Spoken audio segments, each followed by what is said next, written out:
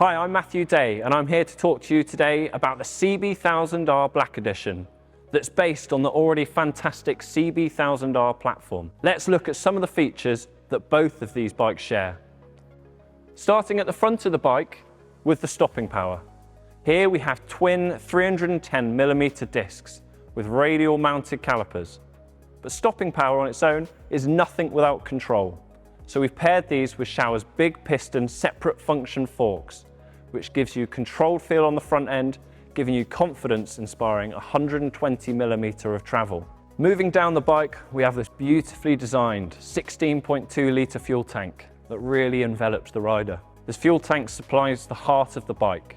It's 998cc Fireblade derived 4-cylinder engine, developing 107 kilowatts of power, it's around 143 horsepower, and 104 Newton meters of torque. Such a usable and rewarding power plant. To sit atop this fantastic bike, we've got 830mm of seat height, and underneath the rear seat you'll find a USB-C charging port and enough space to charge your phone, should you wish to charge it whilst on the move. Moving towards the rear of the bike, now we have this beautifully designed 4x2x1 exhaust system with a dual exit silencer. This keeps it quiet and respectful at low speeds, but when you really want to get on the move above 5,500 RPM, this exhaust really comes alive with a deep, raw note to match the exhilarating acceleration. Back onto the brakes now, and at the rear, we have a single 256mm disc working with 10 steps of preload and a stepless rebound damping monoshock with 131mm of travel. The rear brakes and suspension are mounted on what can only be described as a true work of art. The single-sided swing arm that displays the mechanical beauty of the rear in all its glory. Speaking of the wheels, this bike has 17-inch wheels front and rear. At the front, an 120 section tyre, giving you all the grip you need on the front end, and at the rear, a 190mm section, laying the power down in all its glory. We've got a full complement of LED lights, front and rear, as well as self-cancelling indicators. Honda's ignition security system takes care of security, and the main controls and display of this bike is done via this beautiful 5-inch TFT screen. But I won't spoil that because we'll come back to that shortly. As we said at the start, the CB1000R and Black Edition share all of these fantastic features. But as you can see, here today we have the CB1000R Black Edition. So let's take a closer look at what sets these two models apart. Well, the clue is most definitely in the name.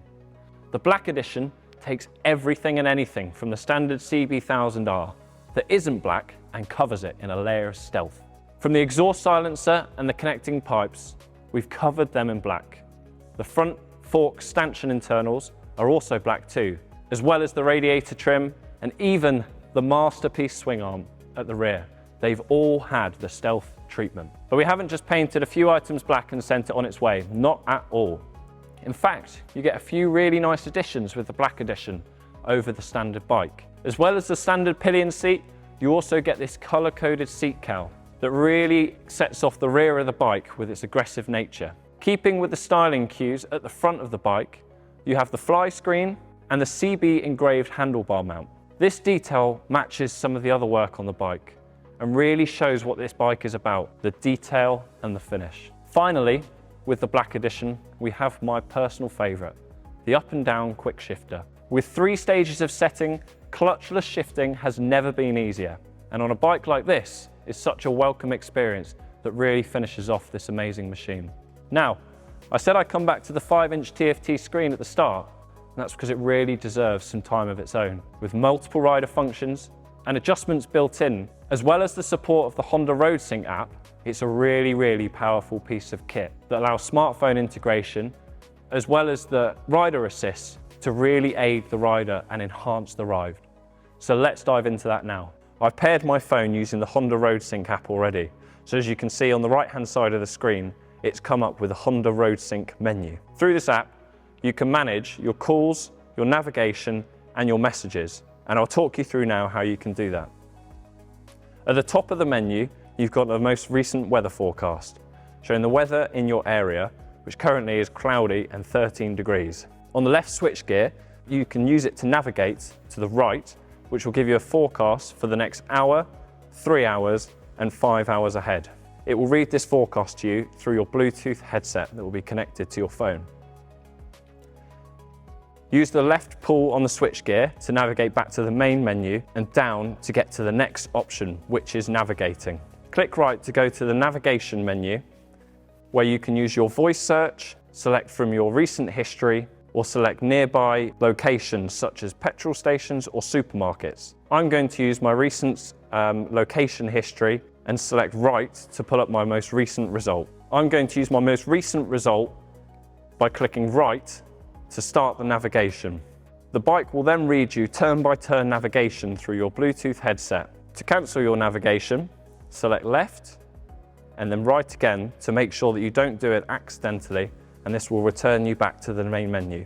Using the left-hand switchgear, go down to reach the next part of the menu, which is your calls. Through the RoadSync app, you can receive incoming calls through your Bluetooth headset, and if you use right on the switchgear, you can again search for your contacts through your voice, your most recent calls, and as well as any pre-saved favorites that you have.